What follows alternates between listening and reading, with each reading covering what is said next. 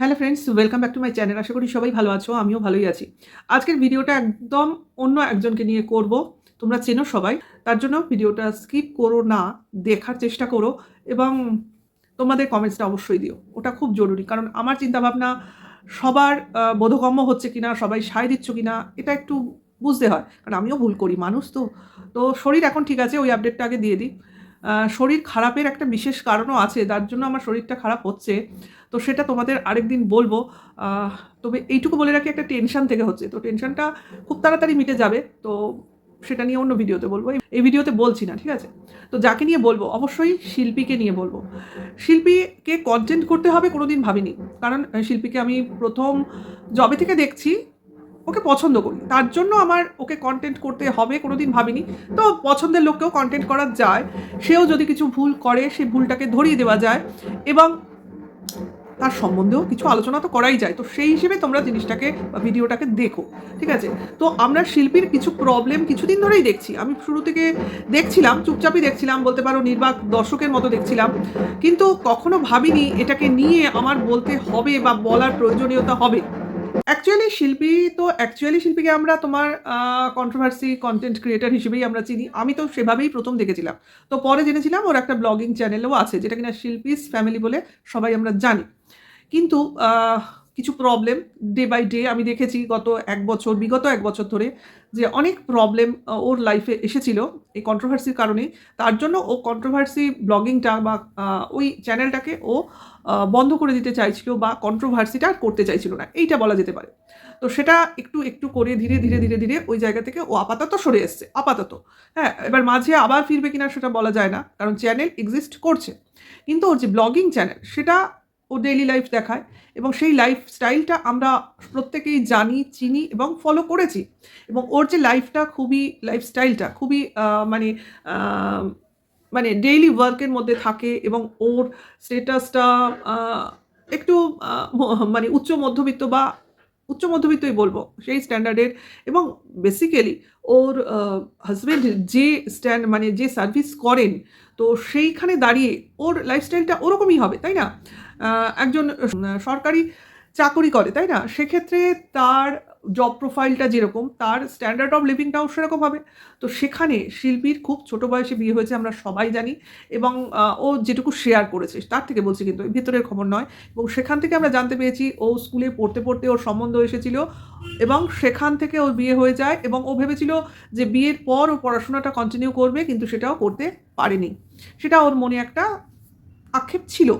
আর হয় না, অনেকেরই হয় না, আবার অনেকেরই হয়। এটা শ্বশুরবাড়ির লোকজনদের উপর নির্ভর করে, তারপর সর্বোপরি নিজের উপর নির্ভর করে, যে আমার ইচ্ছা এবং সঙ্গে শ্বশুরবাড়ির ইচ্ছা দুটোকে ট্যালি করাতে হয়। যখন এটা ট্যালি করে না, তখন গিয়ে প্রবলেমটা হয়। এবার কেউ মেনে নেয়, কেউ মেনে নিতে পারে না। তো শিল্পী মেনে নিয়েছিল, তাই না এত বছর সংসার করেছে, তাই না? বড় দুটো মেয়ে, যারা কিনা এখন সবে একটা মানে কি বলবো, প্রফেশনাল এডুকেশন লাইফে প্রবেশ করছে, যেখানে কিনা এইখান থেকেই ওদের ভবিষ্যৎ চুজ করার ব্যাপারটা এসে যাচ্ছে। তাহলে এটা হলো খুব ক্রিটিক্যাল টাইম একটা ছেলে বা মেয়ের পড়াশোনার ক্ষেত্রে। এই 11-12 আমি তো বলব 9-10-11-12, এই 4 ইয়ার্স হচ্ছে খুবই ক্রিটিক্যাল টাইম একটা ভালো স্টুডেন্টের লাইফে। এই সময়ই সে যেটা চায়, সে সেটা অ্যাচিভ করার মতো সুযোগটা পায়। কাজে এই সময়টাকে কোনোভাবেই কোনো বাবা-মারই অবহেলা করতে দেওয়া উচিত নয়। অর্থাৎ এই সময়ে যা কিছু ঝড়ঝঞ্ঝা আসুক না কেন, বাবা-মায়ের সেই বলে না, পাখির ডানার মতো বাচ্চাদের একদম ঘিরে রাখা উচিত, যাতে কোনোভাবেই একটা কোনো ঝড়ের হাওয়াও তাদের বাচ্চাদের স্পর্শ না করতে পারে। অর্থাৎ total comfort total comfort zone যতটা সম্ভব যে বাবা-মায়ের পক্ষে, ততটা তাদের প্রোভাইড করা। কারণ এটা খুব ক্রিটিক্যাল টাইম। আরে ভাই, আমরা অনেক কিছুই পাইনি, আমরা অনেক কিছু থেকেই হয়তো বঞ্চিত হয়েছি। এটা প্রত্যেক মানুষের লাইফে কিছু না কিছু একটু থাকে। আবার অনেকে নিজের অ্যাচিভমেন্ট, নিজের গোলে পৌঁছতে পারে, তাদের হয়তো সেই মানে আফসোসটা থাকে না। তো আমার তো আছে, সেক্ষেত্রে শিল্পীরও ছিল, সেটা মানে জেনেছি, সরি, ওর ভিডিও মারফত জেনেছি। তো সেই ক্ষেত্রে ওর তো এইখানেই আটকে যাওয়ার কথা, যে আমি যেগুলো পাইনি, আমার ছেলেমেয়ে সেগুলো পাচ্ছে। অর্থাৎ আমার হাসব্যান্ড আমার সঙ্গে থেকে সেই জিনিসগুলো তাদের দিতে পারছে। অন্তত আমার সেটাই মনে হচ্ছে। সেটাই বলছি, যে তোমার ও যেটা পায়নি বা আমরা যেটা পাইনি, আমরা তো চেষ্টা করবো আমাদের ছেলে মেয়ে যেন সেই জিনিসটা পায়। তো আমার তো মনে হয় সেই প্রবলেমটা অন্তত ওর লাইফে নেই, অর্থাৎ ওর হাজবেন্ডের দিক থেকে নেই। সে তার ছেলে মেয়েদের যথেষ্ট ভালোবাসে। আমার যতদূর মনে হয় ভাই, কারোর প্রাইভেট লাইফের মধ্যে তো ঢুকতে পারবো না, কিন্তু যেটা বুঝেছি শিল্পীর যতটা স্বাধীনতা আছে একটা বাড়িতে কাজকর্ম দেখলে তো বোঝা যায়। ও নিজে অনেকবার বলেছে যে ওর নির্দেশে বাড়িটা তৈরি হয়েছে, প্রতিটা ইঞ্চি প্রতিটা জায়গা ও নিজের শখ পূরণের মতো করে ওর একটা মানে কি বলবো ইচ্ছা থেকে, হয় না আমাদের অনেক রকম ইচ্ছা থাকে, আইডিয়া থাকে, এইখানে এটা করব ওখানে সেটা করব, সেইভাবে নিজের মনের শখ পূরণ করে ওই বাড়িটা তৈরি করেছিল। ও বলেছিল প্রতিটা জায়গা প্রতিটা ইঞ্চি ও নিজের মতো করে গুছিয়েছিল, তাহলে সেখানে ওর স্বাধীনতা নিশ্চয়ই ছিল। তাহলে ওর হাজবেন্ড যদি পুরোটাই ওর বিপরীতে থাকবে তাহলে কিন্তু এই জিনিসটাও করতে পারতো না। তার মানে এখান থেকে আমরা ধরে নেব যে হাজবেন্ড যথেষ্টই ভদ্রলোক এবং সে তার ওয়াইফকে যথেষ্ট সম্মান করে এবং তার মানে সুবিধা অসুবিধার দিকে খেয়াল রাখে, এটা কিন্তু বোঝা যাচ্ছে। আর সব থেকে বড় কথা, ওর মেয়েরা যারা কিনা ইংলিশ মিডিয়ামে পড়ে আমরা দেখেছি, এবং আমি তো এটাও দেখলাম যে শিল্পী নিজে স্কুটিতে করে নিজে ড্রাইভ করে মেয়েদের স্কুল থেকে নিয়ে আসছে, তার মানে এই জিনিসটাও তার হাজবেন্ডই প্রোভাইড করেছে। তার মানে তার লাইফটা টোটালি কিন্তু তার হাজবেন্ড দ্বারা পরিচালিত, অর্থাৎ তার হাজবেন্ড আমাদের যেমন হাজবেন্ডরা সব কিছু প্রোভাইড করে সেরকমই। তো এখানে প্রবলেমটা কি হতে পারে বলে তোমাদের মনে হয়, যেটা কিনা শিল্পী এইভাবে বলতে চাইছে? বাড়ি থেকে যখন ছেড়ে যাচ্ছে তখন প্রতিটা জায়গা প্রতিটা দেয়াল মেঝে ধরে ও কাঁদছে কেন? বাড়ি ছেড়ে যাওয়ার কারণ কি এমন হতে পারে যে এই কান্নাটা আসছে, তাই না? তারপর বাড়ি থেকে ছেড়ে গিয়ে ওখানেই ওই অঞ্চলেই মানে খড়গপুরেই একটা আলাদা ফ্ল্যাটে থাকছে। আবার জানছি সেই ফ্ল্যাটটা ওরই হাজব্যান্ডের কলিগের কোনো চেনাশোনার ফ্ল্যাট, মানে ওই রেলেই চাকরি করে তার। তো তার মানে সেও জানছে যে তাদের কলিগের পরিবার এখানে এসে ফ্ল্যাটে থাকছে, ভাড়া করে থাকছে। তো এই ব্যাপারটা কি? এই যে ব্যাপারটা হচ্ছে এটা কিন্তু যথেষ্ট একটা দৃষ্টিকটু ব্যাপার। যদি এটা সত্যি হয়, মানে যদি এটা সত্যি হয় আর যদি এটা নাটক না হয়, মানে যদি এটা ফর ইউটিউব না তৈরি হয়। কারণ আমরা জানি সরকারি যারা চাকরি করে তাদের ক্ষেত্রে কিন্তু একটা গুডউইল ফ্যাক্টর থাকে। সেক্ষেত্রে যদি তার ফ্যামিলির ব্যাপারটা এরমভাবে সবার সামনে চলে আসে, তাহলে কিন্তু তার চাকরি ক্ষেত্রে অনেকটাই প্রভাব পড়ে বা পড়তে পারে ভবিষ্যতে। এখনই পড়বে কথা নয়, প্রভাব পড়তে পারে ভবিষ্যতে, তাই না? কারণ হাসব্যান্ড থেকে ওয়াইফ সেপারেট থাকার চেষ্টা করছে। তো এটাই তো অনেকটা খারাপ জিনিস। আবার থাকছে কোথায়? তারই কলিগের কোনো এক ভাড়া বাড়িতে। তার মানে সবাই জানছে ব্যাপারটা, এটা সবার সামনে চলে আসছে। তাহলে জিনিসটা খুবই একটা খারাপ পজিশনে আছে। এইটা দেখে আমাদের মনে হতে পারে। ঠিক আছে? এরপরে কি দেখলাম? ওই ফ্ল্যাটে থাকছে, অসুবিধা নিয়েই থাকছে। ছেলেমেয়েদের মেয়ে দুটোর খাওয়ার অসুবিধা হচ্ছে। তার মধ্যে একদিন এসে ওর ভাই এসে বড় মেয়েটাকে নিয়ে চলে গেল বাপের বাড়িতে। তারপরে এখন তো দেখলাম মেয়েটা রয়েছে তোমার ওর দিদির বাড়িতে ব্যারাকপুরে। তারপরে কিছুদিন পর ও চলে এলো ওর ছোট মেয়েকে নিয়ে ব্যারাকপুরে। এখন আপাতত যেটা আমরা দেখছি সেটা হচ্ছে ও দিদির বাড়ি ব্যারাকপুরেই আছে এবং সেখানে ওর বাবা-মাও চলে এসছে। মানে এক জায়গায় সবাই রয়েছে। তো এইটা দেখে আমাদের কি মনে হতে পারে যে সামনে একটা ক্রিসমাসের ছুটি আছে, ছেলেমেয়েদের মেয়ে দুটোর পড়াশোনা এখন বন্ধ। ক্রিসমাসের ছুটি মানে ইংলিশ মিডিয়ামে বেশ ভালো একটা ছুটি পাওয়া যায় 10 দিনের, 8 দিনের, 10 দিনের। তো সেই ছুটির টাইমটাই কাটাতে এসছে বলে মনে হতেই পারে। তো বেশ ভালোই আছে শিল্পী, যা দেখে মনে হলো খাচ্ছে, দাচ্ছে, ঘুরছে, কেনাকাটি করছে এবং যথেষ্ট দামি, দামি জিনিস কেনাকাটি করছে। তো এইখানেই মনে হতে পারে যে এত সব পয়সাকড়ি পাচ্ছে কোথায়? ইউটিউবের পয়সায়। তো আমরা সবাই জানি ইউটিউবে কত টাকা, কত ভিউজে কত টাকা পাওয়া যায়। তো শিল্পীর এখন যা পজিশন তাতে আমার মনে হয় না খুব বেশি পরিমাণ টাকা ওর সঞ্চয় আছে, খুব বেশি। ঠিক আছে? কারণ নিজের বলতে মানে নিজের ইনকামের টাকা। আমি বলিনি ওর হাসব্যান্ডের থেকে টাকা থাকতেই পারে। দেখো আমরা হাসব্যান্ড ওয়াইফ যখন একসাথে থাকি অনেক মিউচুয়ালি তোমার ফিক্সড ডিপোজিট থাকে, অনেক মিউচুয়াল অ্যাকাউন্ট থাকে, তারপর অনেক রকম বন্ড থাকে। মানে মিউচুয়ালি তো পুরো ব্যাপারটা তোমার সেখানে সাজানো গোছানো অ্যারেঞ্জ থাকে। তো সেইগুলো যদি ওর হেফাজতে থাকে সো আলাদা কথা, বরের হেফাজতে থাকলে সেটা আলাদা কথা। কিন্তু আমার যেন কোথাও মনে হচ্ছে জিনিসটার মধ্যে সত্যতা কম। যে শিল্পীর এই ব্যাপারটা ঠিক বিশ্বাসযোগ্য মনে হচ্ছে না যে তার শ্বশুরবাড়িতে থাকাটা তার দুরূহ হয়ে যাচ্ছে। অপমান, মান অপমান জ্ঞানটা যেটা বলছে সেটা ওর কাছে বড় হয়ে যাচ্ছে। তার জন্য ও সংসার ছেড়ে এসছে এবং মেয়ে দুটোর ভবিষ্যৎ সংকটে এনে ফেলছে এবং সেটা ওর হাসব্যান্ড বসে, বসে দেখছে। এটা না জাস্ট মেনে নেওয়া যাচ্ছে না আর বিশ্বাসযোগ্য মনে হচ্ছে না। ঠিক আছে? এর মধ্যে শিল্পী একটা কথা বলেছে, যদি তোমরা আসল সত্যটা জানতে পারো তো তখন তোমরা বুঝতে পারবে কে ঠিক কে বেঠিক। নিশ্চয়ই, নিশ্চয়ই তখন যখন আমরা জানতে পারবো তখন আমরা সমস্ত জিনিসটা মেনে নেব, মানে সত্যিটা। কিন্তু এখন এই মুহূর্তে দাঁড়িয়ে আমার একটা কথাই বলা আছে, সেটা হচ্ছে যে শিল্পীর মোটেও এই পরিস্থিতিতে যত ঝামেলাই হোক তার শ্বশুরবাড়ি থেকে বেরিয়ে আসার সঠিক সিদ্ধান্ত ছিল না। এবার বলো, আমি যেখানে বলছি যে টিনাকে তার শ্বশুরবাড়ি ছেড়ে এসে ভালো করেছে, ওই সংসারে না থেকে ভালো করেছে, ছেলের সত্ত্ব নিয়ে যে লড়াই করছে সেটা ভালো করছে, একাই থাকুক, ভবিষ্যতে কি পুরুষের প্রয়োজন আছে, সে নিজের পায়ে দাঁড়াক, ভবিষ্যতে দেখা যাবে, এই কথাগুলো তো আমার মুখ দিয়েই বেরিয়েছে। সেখানে আবার আমি দাঁড়িয়ে বলছি যে যে শিল্পীর তার সংসার ছেড়ে আসা মোটেও বুদ্ধিমত্তার পরিচয় হচ্ছে না। কেন বলছি, তাই না? দুটো কথা তো কন্ট্রাডিক্ট করে যাচ্ছে। তো কন্ট্রাডিক্ট করারই তো কথা।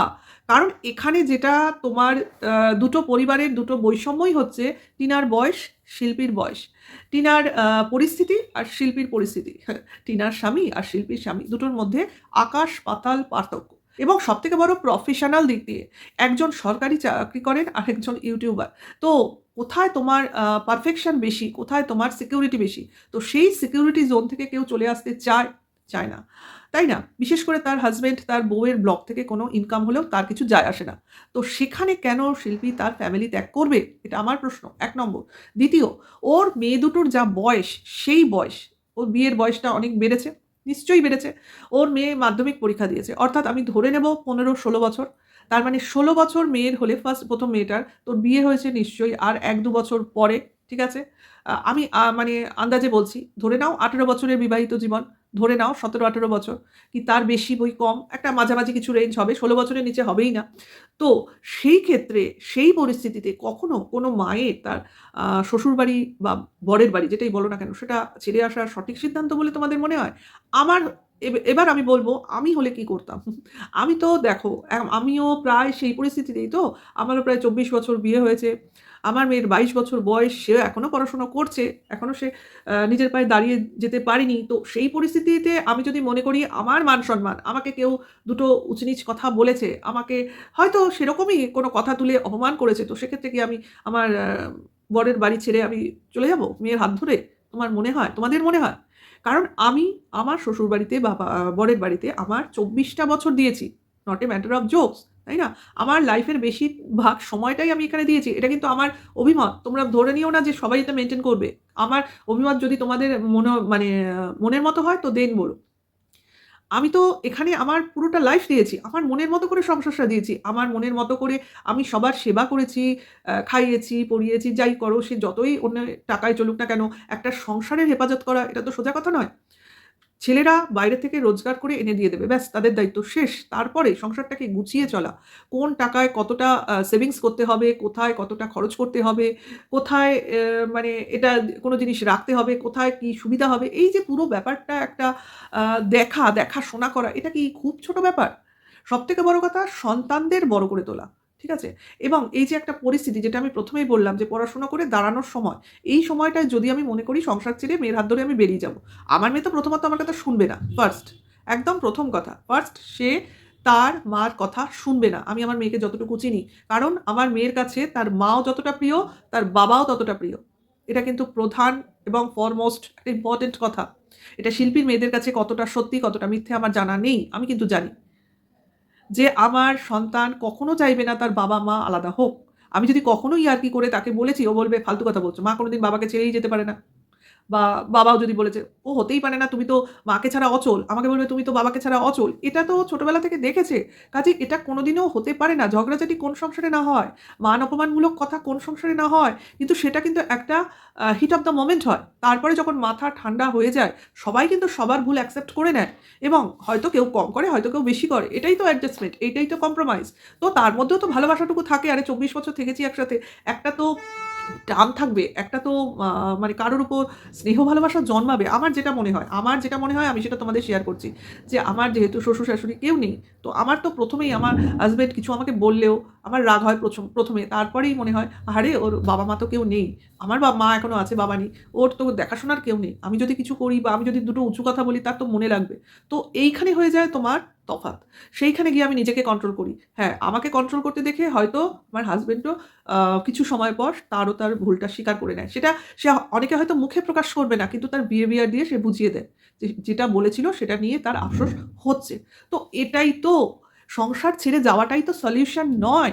আর আমি যেখানে আমার এতগুলো বছর দিয়েছি সেটা আমি ছেড়ে যাব মানে? সেটা তো আমার অলরেডি আমার জায়গা হয়ে গেছে। আমার তো এটাই প্রশ্ন, আমি কেন আমার অধিকার ছেড়ে যাব? যদি আমার উপর কোনো টর্চার না হয়, শিল্পীর উপর কোনো টর্চার হওয়ার প্রশ্নই নেই, এটা ও বললেও আমি বিশ্বাস করব না। কারণ ওর হাসব্যান্ডের যে ফটো আমরা দেখেছি তাতে ভদ্রলোক কি ছোটলোক পরিষ্কার বোঝা যায়। হ্যাঁ? এরপরে কি অশান্তি হলো, শান্তি হলো সে তো পরের প্রশ্ন। এটা শিল্পী বললেও আমি বিশ্বাস করব না। ওর মেয়েরা যতটা ভালো থাকে, ওর মেয়েরা যতটা খুশিতে থাকে, সেটা বাবা-মার বন্ডিং ভালো না হলে থাকা সম্ভব না। অ্যাকচুয়ালি ওর মেয়েগুলো দেখছি তো বাড়ি থেকে বেরিয়ে এসেও খুশিতে আছে। কি করে, তাই না? ওর মেয়েরাও কিন্তু ওর বাবা-মাকে যথেষ্ট ভালোবাসে। যখন ও এর আগে বাপের বাড়িতে এসেছিল, তখন কিন্তু আমরা দেখেছি। ঠিক আছে? তো কিছু তো একটা সমস্যা হলেও সেই পরিস্থিতিতে হয়নি বলে আমার মনে হচ্ছে, যেটার জন্য শিল্পী আবার ফিরে যেতে পারবে না বা ফিরে যাওয়ার প্রসঙ্গ আবার আনবে না। আসল সত্যটা যেটা ও না বলে থাকতে চাইছে, সেটা যদি যতক্ষণ না বলে, ততক্ষণ কিন্তু আমাদের এই ইমাজিনেশনটা চলতেই থাকবে। তো আমি তো খুব ভালো করে বললাম, কেউ তো এই ব্যাপারটার মধ্যে পরকীয়া ঢুকিয়ে দেবে। যেহেতু শুনলাম যে শিল্পীর হাসব্যান্ডের বয়স একটু বেশি এবং তার ফেয়ারনেসটা কম, শিল্পীর ফেয়ারনেসটা ফার বেটার। তো সেক্ষেত্রে তাকে শিল্পীর পরকীয়ার ব্যাপারটা টেনে আনার চেষ্টা করা চলছে। তো আমি বলব যে শুরুতেই সতর্ক হয়ে যাও ভাই। কারণ মেয়েদের ভবিষ্যৎ এখানে জড়িত। ঠিক আছে? একবার তোমার মেয়েদের নিয়ে টানাটানি করা হয়েছে, খুব বাজে মন্তব্য করা হয়েছিল। আমি চাইবো না মেয়েগুলোর ভবিষ্যৎ সবে শুরু হচ্ছে, আবার তাদের কে নিয়ে কিছু বলা হোক। কারণ তোমাকে নিয়ে বলা বা তোমার হাসব্যান্ডকে নিয়ে বলা মানে তোমার ছেলে মেয়ে, তোমার মেয়ে দুটোর গায়েও কিন্তু দাগ লাগবে। যেটা যেটা হচ্ছে কিনা টিনার ছেলের ক্ষেত্রে। তো এক্স্যাক্টলি আমি বলতে চাইছি যেটা, সেটা হচ্ছে পরিষ্কার কথা। এত বছরের সংসার জীবন ছেড়ে আসা কোনো বুদ্ধিমানের কাজ নয়, ১ নম্বর। দ্বিতীয়, যাই হয়ে যাক, আমার সংসার আমার সংসারই। সেখানে কার কি হলো বয়ে গেল, আমি ওখানে মাটি কামড়ে পড়ে থাকবো কেন? না, আমি এতগুলো সময় দিয়েছি, আর এখন তো আমার জীবনে কিছু করার সেরমভাবে হলে আমি ওখানে থেকেই করব। অথবা আমার মেয়েগুলোর ভবিষ্যতের দিকে তাকিয়ে আমি সেখানে আটকে থাকবো। কারণ ওখানে থাকার আমার অধিকার আছে। কেউ আমাকে আমার সংসার থেকে ডিট্যাচ করতেই পারে না। আর যেখানে শিল্পীর স্বামী একজন গভর্নমেন্ট সার্ভিস হোল্ডার, সেখানে কিন্তু স্ত্রীর ক্ষেত্রে কোনো অভিযোগ আসলে তার চাকরিতে দাগ পড়তে পারে। বুঝতে পারছো? কাজেই এটা যেটা বলছে সেটা, শিল্পী যেগুলো বোঝাতে চাইছে বা বলতে চাইছে, সেটা আমার বিশ্বাসযোগ্য বলে মনে হচ্ছে না। হয়তো কিছু রাগারাগি হয়েছে, তার জন্যও হয়তো মনোমালিন্য যেটা ওই আছে ফ্ল্যাটে এসে আছে, সেটাও হয়তো ওদের খুবই কাছাকাছি লোক, যে কিনা জানে এরকম মাঝে, মাঝে ওদের এগুলো প্রবলেম হয়। আবার তারপরে চলে এসছে বাপের বাড়িতে। দেখা যাক ভবিষ্যতে আসল তথ্য যদি কিছু থাকে তো বাইরে আনবে, নয়তো সংসারে ফেরত যাবে। এটুকুই আমার মনে হচ্ছে। কারণ যেটা করছে শিল্পী টোটালি বোকামি করছে। হ্যাঁ, বোকামি করছে। সবাই ওকে নিয়ে হাসাহাসিই করবে। এটা বোকামিই বলে, এবং যেটা বলছে ভিউজ কামানো, তো সেটা তো বটেই। লোকে তো নিজের প্রবলেম, নিজের ক্রাইসিস, নিজের মান অপমান সবই তো ওয়াইটিতে বিক্রি করে, তাই না? তো বিক্রি করা মানেই তো ভিউজ কামানো। তো এটুকু বলেই ভিডিওটা শেষ করব। নেক্সট ভিডিওর ওয়েট করো। আপাতত শরীর ঠিক আছে, আবারও বললাম। ভালো লাগলে লাইক, কমেন্টস করো। আর এখনকার জন্য এটুকু। Tata, by.